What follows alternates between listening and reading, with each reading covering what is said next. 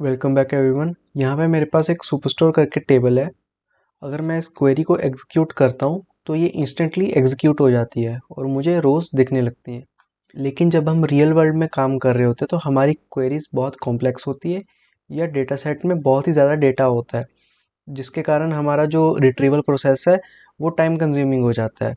कभी कभार मैं क्वेरी लिख रहा होता हूँ और क्वेरी लिखते टाइम ना, जब भी मैं एग्जीक्यूट करता हूँ तो 20 लाख रोज़, कभी कभार 25 या 30 लाख रोज़ होती हैं एज एन आउटपुट। तो वो एग्जीक्यूट होने में बहुत ही टाइम लगाती हैं। तो मैं क्वेरी मॉडिफाई करते टाइम हर बार मॉडिफाई करने के बाद मैं 1 या 2 मिनट वेट नहीं करना चाहता हूँ।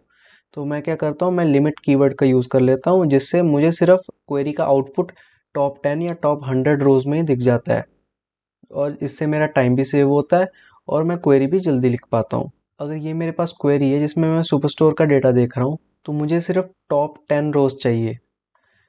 तो मैं यहाँ पे लिमिट 10 लगा दूंगा, दैट्स इट। एग्जीक्यूट करूँगा, ये मेरे पास 10 रोज रिटर्न हो गई।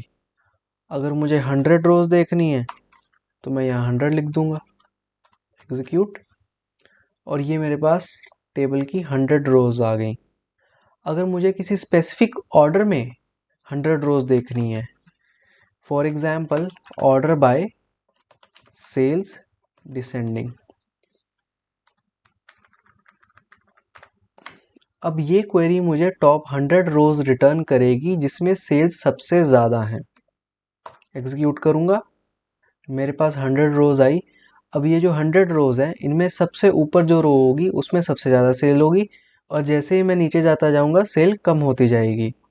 तो ये मेरी टॉप 100 रोज हो गई जिसमें सबसे ज़्यादा सेल है। अगर मैं ASC लिख दूँ तो सबसे कम सेल्स वाली रोज आ जाएंगी मेरे पास। इस ट्रांजैक्शन में सबसे कम सेल हुई है और जैसे मैं नीचे जाते जाऊंगा सेल्स बढ़ती जाएंगी। इन समरी अगर देखा जाए तो लिमिट का आप यूज़ तब करते हो जब आपको पूरा डेटा नहीं देखना होता है, एक सबसेट ऑफ डेटा देखना होता है। That's it, thank you.